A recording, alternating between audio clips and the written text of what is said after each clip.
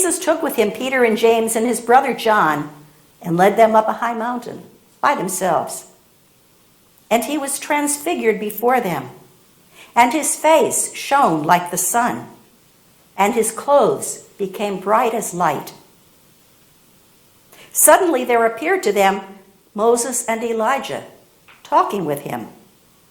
Then Peter said to Jesus, "Lord, it is good for us to be here. If you wish, I will set up 3 tents here, one for you, one for Moses, and one for Elijah."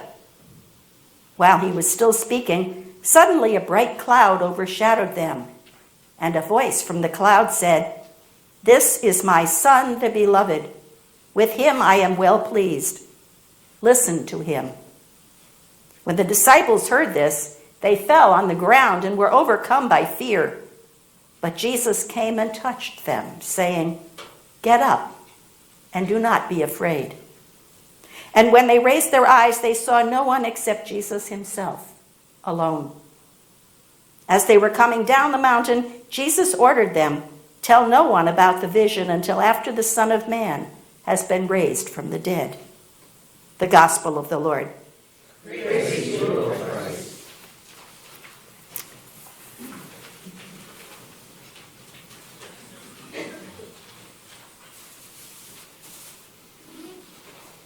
Did your parents tell you stories when you were young? I used to love to hear the stories. I still do.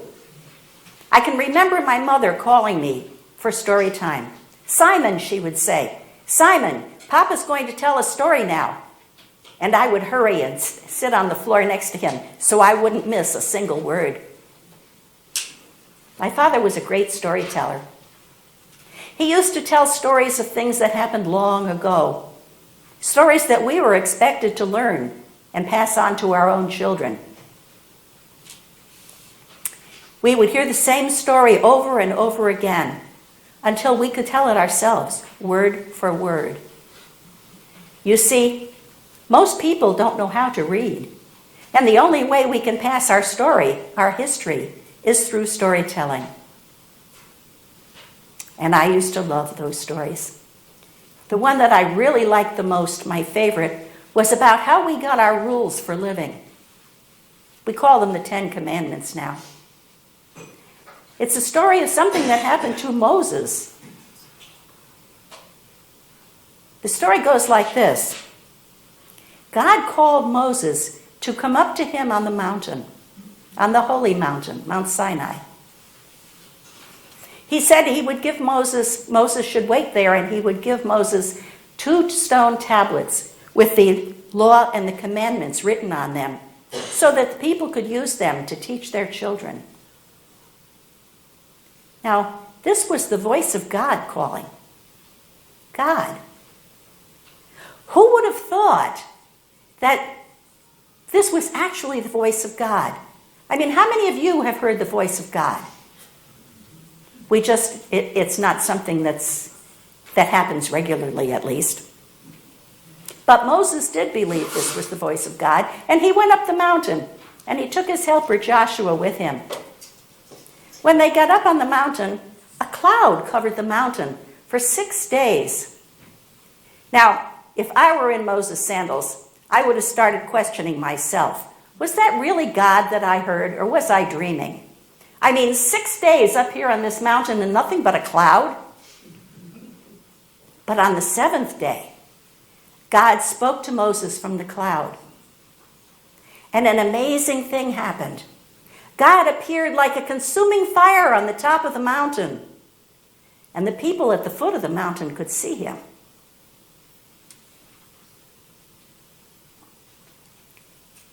Moses disappeared as he climbed higher and higher up the mountain.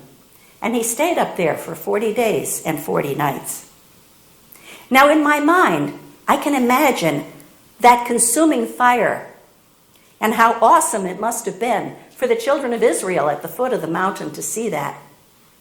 They must have felt somewhat frightened, or maybe terrified would be a better word.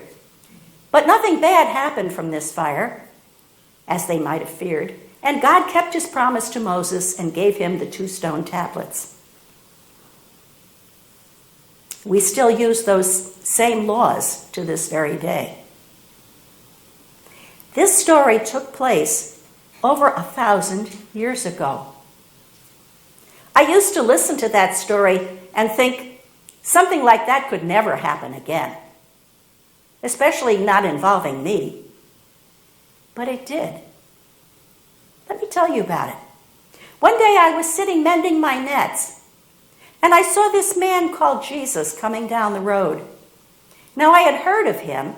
He was a teacher and a healer. As he was passing by, he called to me to come and follow him. Me, Simon, a fisherman. All I knew about was how to catch fish, and some days I wasn't very good at that. What did I know about teaching and healing? He told me that I would fish for people. I didn't understand that at all, but I followed him anyway. Something about him just intrigued me. Apparently, he saw more in me than I saw in myself. At one point later on, he changed my name to Peter, the Rock. He called 12 of us to follow him, and we followed him for about 3 years. He performed many miraculous things. I mean, just for an example, take feeding 4,000 people with 7 loaves and a few fish. And after everyone had eaten, they gathered 7 baskets of leftovers. And he healed so many people.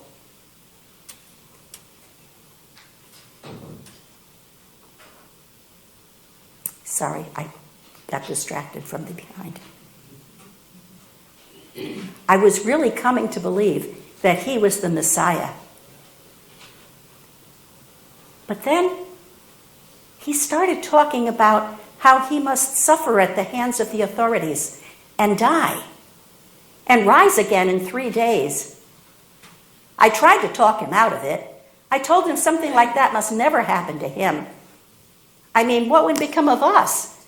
We've been following him for the last 3 years. He'd been our whole reason for living. What would we do without him? And what was this rise again in 3 days thing? I mean, people don't die and rise again, do they? But Jesus called me Satan and said I had my mind set on human things. Then came the most amazing thing of all.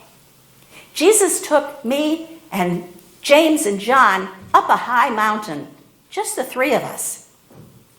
As we stood there, his face shone like the sun, and his clothes became dazzling white. And then, Moses and Elijah appeared, and they were talking with him. I thought they were dead and gone. I mean, it's been 1,000 years. And here they were talking with Jesus. I didn't know what to do or how to behave, and I blurted out something about making 3 dwellings and not really knowing what I was talking about. But even as I was talking, a bright cloud came over us, just like in the Moses story. And a voice from the cloud said, "This is my beloved Son. I am well pleased with him. Listen to him." This was the voice of God, just like in the Moses story. Could this really be happening? The 3 of us were scared to death, and we fell down on the ground, and Jesus came and touched us and said, "Do not be afraid." And then when we looked, Moses and Elijah had disappeared. As we traveled back down the mountain, Jesus told us not to tell anyone what we had seen until after he had been raised from the dead. There was that raised from the dead thing again. But at this point, I was too excited to ponder that just then because we had had our own mountaintop experience, just like Moses. Sometime later, I began to think, raised from the dead. Jesus had talked about his resurrection, but I didn't understand it. Could he really come back from the dead? Now, after seeing Moses and Elijah on the mountaintop, I began to wonder, is death really the end of life? Or do we somehow live on? At this point, I had seen Jesus after he rose from the dead, after the crucifixion, and he did come back, just as he had said. And I saw Moses and Elijah on the mountain.